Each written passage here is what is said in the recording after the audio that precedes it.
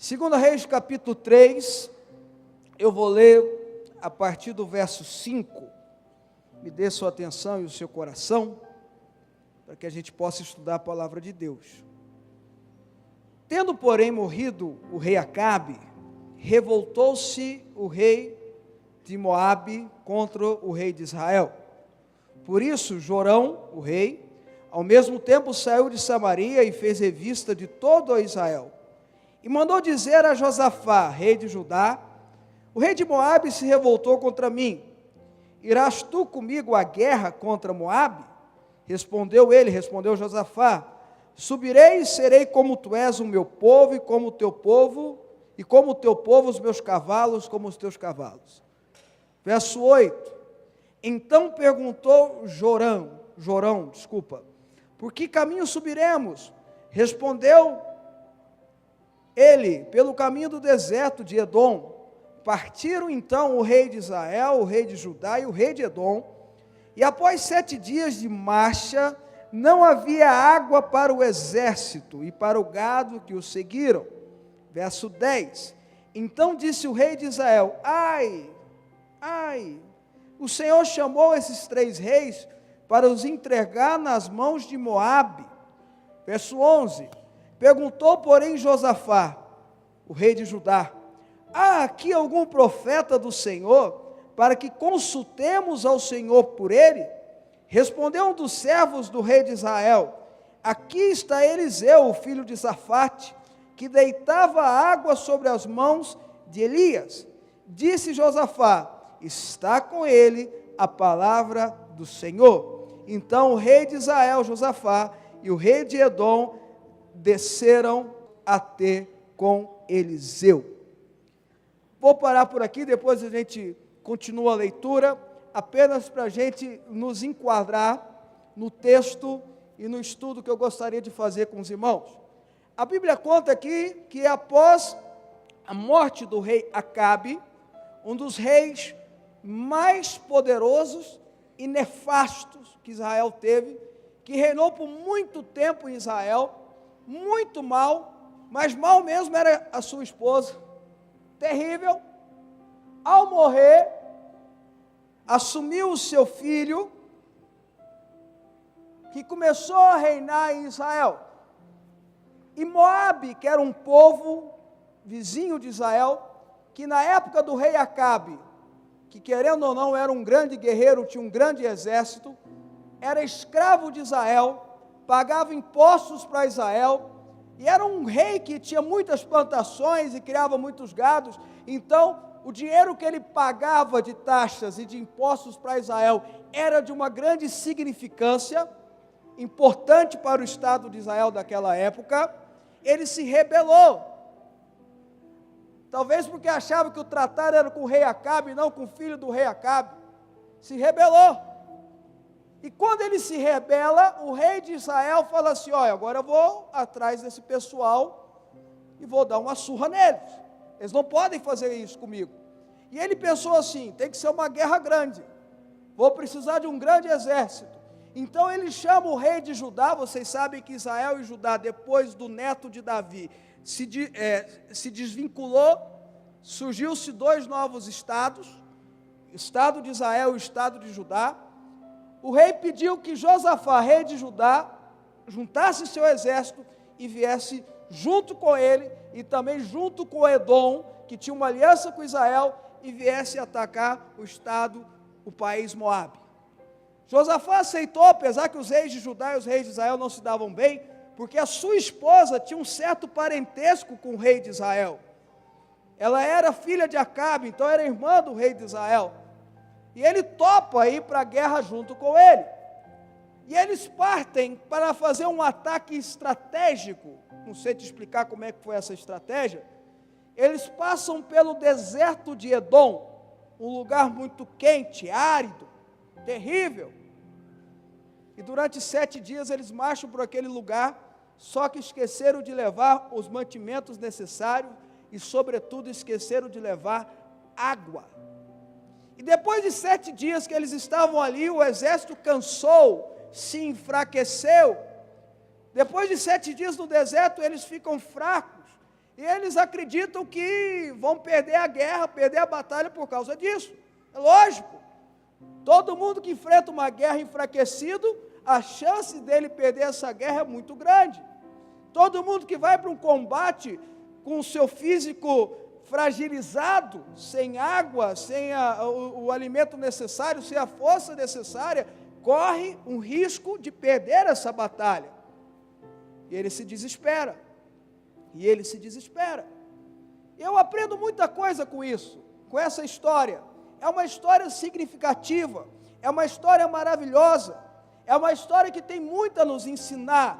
E eu queria que você acompanhasse comigo esse estudo, porque eu tenho certeza que Deus vai falar com você. Amém?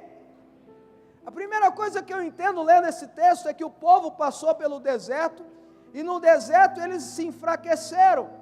A gente escuta muito falar de deserto na Bíblia, a gente escuta muito falar de deserto nas pregações, como o lugar que Deus nos treina, como o lugar que Deus nos capacita, como o lugar que Deus ministra nos nossos corações. A Bíblia fala que o povo de Israel ficou 40 anos andando no deserto, porque Deus queria tratar o coração deles, para que eles tivessem um coração voltado a Deus. Isso é verdade. Mas o deserto, você só pode ir para ele, você só pode passar por ele quando você está debaixo de uma direção de Deus. E quando você está debaixo de uma direção de Deus e você vai para o deserto, quando você está debaixo da ordem de Deus e você vai para o deserto, ele te dá as condições para você se manter no deserto. Não é qualquer tipo de deserto. Ele te dá as condições. É só você lembrar que Elias, quando foi viver no deserto 3 anos, Deus deu para ele a água e o sustento de alimento. O povo de Israel, quando ficou 40 anos no deserto, Deus deu a ele o sustento necessário para sobreviver todo esse tempo. Esse exército aqui foi na sua cabeça, na sua ideia. O rei de Israel não pegou orientação nenhuma. Era um rei ruim, era um rei que não buscava Deus. E usou do artifício de ser parente do rei de Judá, para que o rei de Judá, constrangido, viesse guerrear junto com ele. E quando ele chegou no deserto, e a pessoa que está sem Deus, e a pessoa que não busca Deus, quando está no deserto, faz o que o rei de Israel fez: se desespera. É ou não é, irmãos? Se desespera. Ai, o que eu vou fazer? Ai, eu vou morrer. Ai, nada vai dar certo. Ai, a destruição vai vir. Eu vou perder todo o meu dinheiro. Ai, vai acontecer assim, assim, assado. Ele se desesperou. Deserto é lugar de treinamento, mas é lugar que Deus nos dá as condições para esse treinamento acontecer. Quem está me entendendo, diga amém. E quando eu não busco a Deus, eu entro em desespero. Aí Josafá teve uma ideia. Josafá buscava Deus. Josafá era um rei que se voltava para Deus. Ele não devia ter ido para essa guerra. A gente não deve guerrear guerras que não são nossas. Amém? Não devemos entrar em guerras que não são nossas. A Bíblia é repleta de histórias de pessoas que entraram em guerras que não eram deles e por isso pagaram o preço. Vou dar um exemplo para você bem rápido. Davi, a Bíblia fala que ele foi guerrear pelos filisteus contra o povo de Israel, e é lógico que Deus não deixou, Deus não permitiu, e quando ele volta para a cidade onde ele morava, encontra a cidade de Ziclac toda destruída, seus filhos e suas esposas levadas e sequestradas pelos moabitas. Por quê? Porque Davi não devia ter ido para a guerra contra Israel. Davi não tinha que servir os filisteus numa guerra contra Israel. Nós não devemos guerrear guerras que não são nossas. Só as guerras que Deus tem para nós. Quem está me entendendo, diga amém. E eles entram no deserto e o rei de Israel entra em desespero. Josafá tem uma ideia e ele faz uma pergunta aqui: será que aqui não tem nenhum profeta do Deus vivo?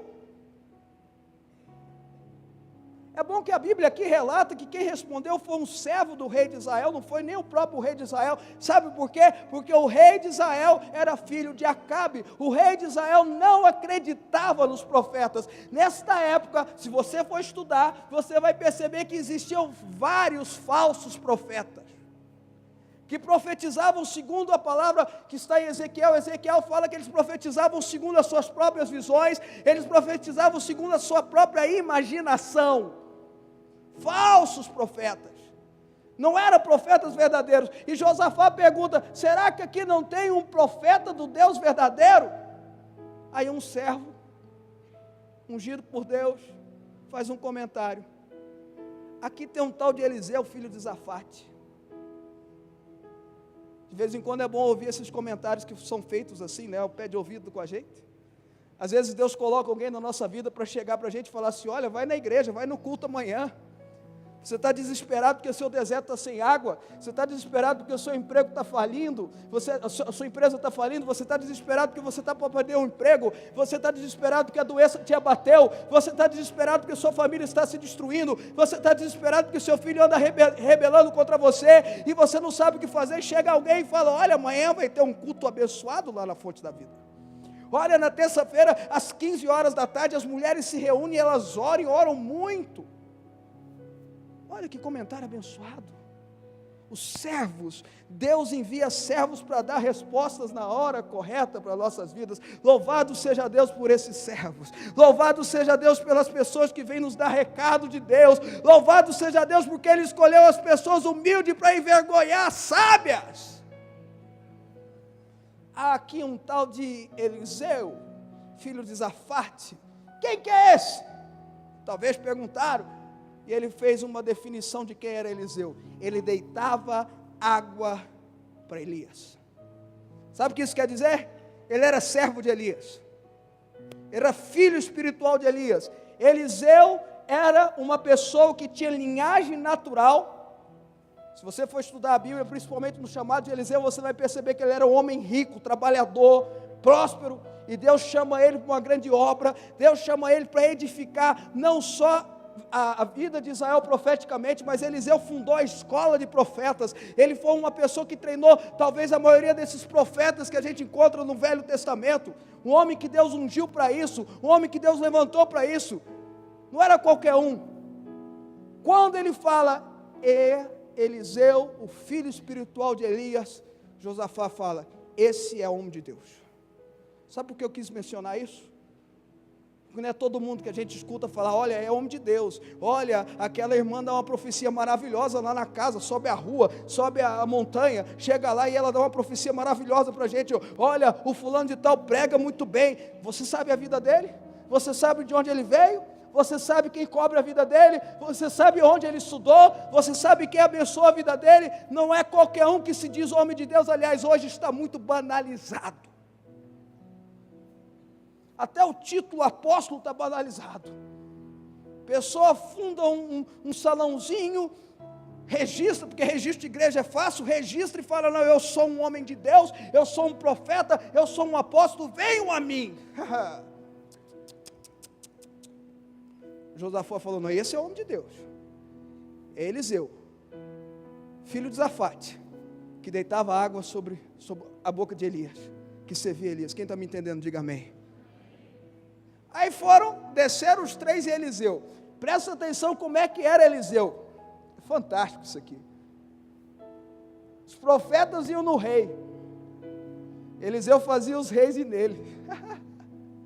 Naamã, o homem mais poderoso e guerreiro daquela época, comandante do exército sírio, teve que ir lá na casa de Eliseu. Chegou lá, bateu. A Bíblia não fala isso? Tinha lepra, a pior doença daquela época, bateu na porta, Eliseu nem saiu para conversar com ele. Eliseu mandou alguém, vai lá e fala para ele banhar 7 vezes no rio Jordão. Ele ficou bravo, porque ele queria que Eliseu fosse lá e fizesse uma mágica. Às vezes a gente quer que o pastor faça uma mágica, às vezes a gente quer que o apóstolo faça uma mágica, faça uma oração, faça um rito, faça isso, aquilo lá. Não, meu irmão, Deus não age segundo a nossa religiosidade, Deus age segundo a sua espiritualidade. Às vezes Deus não vai fazer mágica ou efeito sobrenatural nenhum na sua vida, Ele vai mandar você banhar 7 vezes no rio. Posso ouvir um amém? As pessoas iam em Eliseu e os 3 reis desceram diante de Eliseu e os 3 reis começam a consultar Deus diante de Eliseu, mas Eliseu não se sente rogado, ele dava umas respostas daquelas. Eliseu era uma pessoa forte. Quem conhece pessoas de natureza forte aqui? Eliseu era tão forte que quando chamaram ele de careca, ele profetizou e umas ursas vieram e comeram as pessoas que chamaram ele de careca. Não chame o homem de Deus de careca.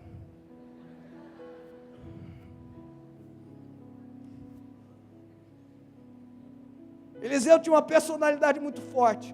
Na hora que os 3 reis chegaram, ele olha para o rei de Israel e fala assim: não me vem consultar Deus não. É lógico que a Bíblia conta de uma forma mais rebuscada, mas eu estou tentando fazer um resumo. Não vem consultar Deus não. Aí Eliseu olha para ele e fala assim: preste atenção, rei de Israel, se Josafá não tivesse com você, eu nem conversava contigo. E ele fala de um jeito profético, ele fala: assim diz o Senhor, eu juro pelo Senhor cuja face eu estou, que se Josafá não tivesse com você, se o rei de Judá não tivesse com você, eu nem conversava contigo. Vocês estão entendendo, irmão? Preste atenção no que eu vou te dizer. Se o rei de Israel tivesse descido na casa de Eliseu, junto com o rei de Edom, Eliseu tinha mandado eles, o quê? Não sei. Se tivesse ido só o rei de Israel, aí o negócio ia complicar. Mas levaram Josafá, o herdeiro de Davi. E quando Josafá chegou lá, Eliseu falou assim: não, eu vou, por causa de Josafá, eu vou consultar a Deus. Está vendo a importância de andarmos com pessoas corretas? Está vendo a importância de andarmos com pessoas que podem nos abençoar? Que são instrumentos de edificação da nossa vida, da nossa fé. Irmãos, tem pessoas que nós andamos que impede Deus de agir em nossas vidas. Presta atenção no que eu estou te falando. Tem relacionamentos que presta atenção. Tem relacionamento que nós temos que impede Deus de agir em nossas vidas. Vou dar um exemplo para você, que eu amo esse exemplo, porque Deus fala muito comigo nesse exemplo. Quando a filhinha de Jairo morreu, a Bíblia fala isso, que foram atrás de Jesus, Jesus chegou na casa de Jairo, Jesus fala assim: preocupa não, ela está dormindo, eu vou acordar ela. Todo mundo começou a zombar, todo mundo começou a rir. Sabe o que Jesus fez? Mandou todo mundo sair. Sai todo mundo daqui. É para ficar aqui Pedro, Tiago e João, o Jairo e a esposa dele, mais ninguém. E eu vou explicar para você por que Jesus fez isso. Vou te explicar agora por que Jesus fez isso. Porque se aquelas pessoas que estavam zombando o que Jesus falou tivessem ficado ali, roubavam a fé de Jairo e da sua esposa, e Jesus não ia poder fazer um milagre. Cuidado com seus relacionamentos, cuidado com as pessoas que vêm enfraquecer a sua fé, cuidado com as pessoas que vêm roubar a sua fé, cuidado, porque tem gente que anda com você, que está impedindo Deus de fazer algo na tua vida. Escuta bem o que eu estou te falando. Deus só revelou a Abraão o propósito que ele tinha para ele, de ser pai de uma numerosa nação, de ser um homem pai da fé, quando ele se afastou de Ló. Enquanto ele estava com Ló, Deus não agiu na vida dele. Vocês estão entendendo, irmãos?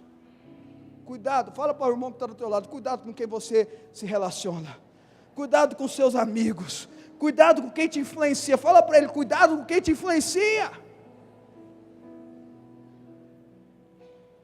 Aí Eliseu falou: tudo bem, Josafá está aí, me traz um tangedor. Tangedor é uma pessoa que tocava instrumento. Os instrumentos de corda daquela época, uma pessoa que adorava, provavelmente alguém lá da escola de profetas, porque o rei de Israel não tinha esse negócio não, e Judá estava longe, Jerusalém estava longe. Então trouxeram lá o músico e começou a tocar e começou a adorar o Senhor e começou a declarar o Senhor, e Eliseu se afasta e começa a ouvir aquela canção e começa a adorar o Senhor, e Deus fala com ele.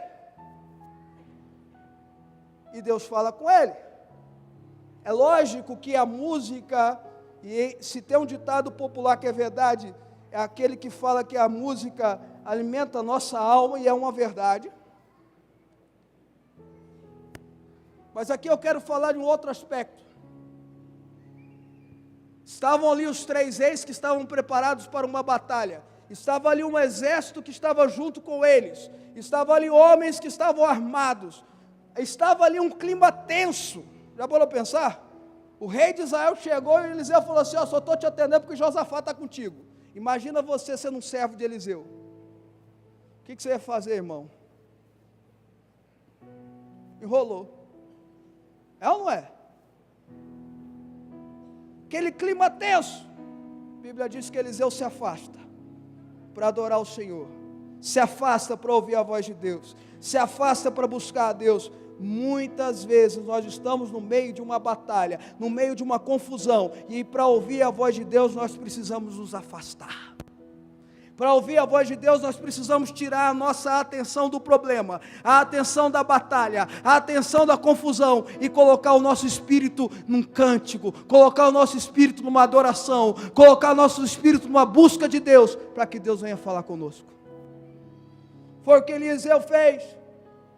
Foi o que Eliseu fez. Olha, meu irmão, a gente chega diante de Deus com uma lista de compras, parecendo que Deus é um Papai Noel. Deus me dá isso, Deus me dá aquilo, Deus me dá aquilo outro, Deus me dá aquilo, Deus dá aquilo outro, e a gente nem espera a resposta de Deus. Parece filho adolescente ligando para o pai: pai, me dá isso aqui, não, tchau. E a gente fica parecendo assim com Deus. Para ouvir a Deus, amém, gente? Lá na sua casa, ora, faz os seus pedidos, depois tira 2, 3, 4, 5 minutos para adorar o Senhor, para ouvir a voz dEle, para se separar da confusão, para se separar da batalha, para colocar a sua tenda fora do arraial, para que Deus venha na sua tenda, longe da confusão, longe do arraial, falar com você. E veio a palavra. E Eliseu sai e fala: nesses vales, agora preste atenção, irmãos, eu estou quase terminando. Neste vale, façam covas, covas, covas. Começa a cavar, buraco, poço. Se tem um lugar que você precisa de profeta, é em vale. Quando você enfrenta um vale, quando você passa por um vale, você precisa de um profeta, você precisa de voz profética na tua vida. Estuda a Bíblia que você vai ver. Eu ouvi uma frase que eu achei muito interessante: diante de um vale, ou você é profeta, ou você é um osso seco. Vou repetir: diante de um vale, ou você é profeta, ou você é um osso seco. Sai um profeta no meio de uma terra deserta, no meio de um clima árido, sem chuva, 7 dias o povo marchando sem água, e ele vira e fala assim: começa a cavar cova. E Eliseu ainda fala mais: se vocês estão achando que vai chover, não vai não, o milagre é mais sobrenatural ainda. Cova, vai cavando, vai cavando. E a Bíblia diz que depois de um tempo, águas começaram a descer, e encheram aqueles vales, encheu aquelas covas no vale, e subentende que o exército começou a beber daquela água, e se fortaleceu.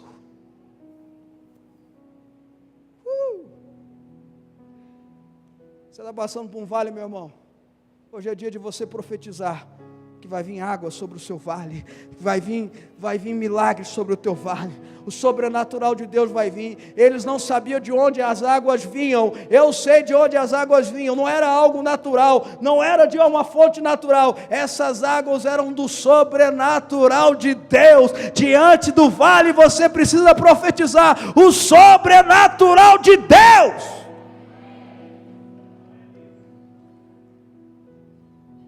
E aí eu termino só com um texto que a Bíblia conta aqui na continuidade. E eles beberam daquela água, e o exército todo ficaram sentados bebendo da água, já estavam alegres, né? Imagina você bebendo a água, se alimentando, se fortalecendo. E a Bíblia diz que o exército de Moabe se juntou, porque ele viu aquela água descendo, está na Bíblia isso, a água descendo, e o sol batia na água, e de longe parecia que a água era sangue. E o exército de Moabe olhou e falou: olha, o exército de Israel começou a brigar com o exército de Judá, que começou a brigar com o exército de Edom, e eles estão fazendo uma confusão, estão matando todo mundo. Vamos partir para a batalha agora. Na hora que eles chegaram na montanha, que eles começaram a descer no vale, aquele exército de Israel, o exército de Judá e de Edom sentado bebendo água, a Bíblia diz que eles olham para o exército de Moabe chegando, e aí que vem o ensinamento, eles se levantam. O exército de Israel, o exército de Edom, o exército de Judá, quando viu os inimigos chegando, eles não fugiram. Quando viram os inimigos chegando, eles não desesperaram. Quando viram os inimigos chegando, eles não ficaram ali orando um para o outro. Quando viram os inimigos chegando, eles não ficaram nem orando. Irmãos, tem hora de orar. Aliás, todo tempo é hora de orar. Mas tem hora, em algumas dessas horas, que Deus aparece para a gente e faz como fez com Moisés, diante do Mar Vermelho, o exército de Faraó chegando de um lado, o Mar Vermelho de outro, e o povo embaixo dele querendo matá-lo, e a Bíblia diz que ele sobe no monte para clamar, e Deus olha para ele e fala: Moisés, por que tu clamas a mim? Você está orando, Moisés, você está chorando, Moisés, não está na hora de orar não, diga ao povo que marche. Levanta. Edom levantou, Judá levantou, Israel levantou, preparou para a batalha, preparou para a guerra. Eu termino dizendo uma mensagem para você para essa semana: quando seus inimigos vierem contra você, levante para a batalha. Levante para a batalha, sabe por quê? A vitória não é sua, a vitória não é sua. Que isso, você está doido, está falando que a vitória não é sua? Não, a vitória é do Deus da guerra, a vitória é do Deus da vitória, a vitória é daquele que está em você, e não naquele que age no mundo. A vitória é daquele que te unge e te dá a vitória por intermédio de Cristo Jesus, nosso Senhor. Levanta para a batalha. Não fica com medo, você não é mais escravo do medo. Não fica com medo. Prepara para a batalha, prepara para a guerra. Não é porque você merece. Será que as pessoas não entendem isso? Irmãos, não é porque a gente merece, é pela graça, é porque Deus nos amou, é porque Ele nos ama. A vitória que Ele nos dá é porque Ele nos ama. Se a batalha vir na tua direção, se levanta e vá para a guerra. A vitória vai ser sua, porque o Deus da vitória guerreia por você. E aí eu não preciso nem contar o final do texto, né? Israel, Judá e Edom vencem a batalha. Como você vai vencer as batalhas da tua vida em nome de Jesus?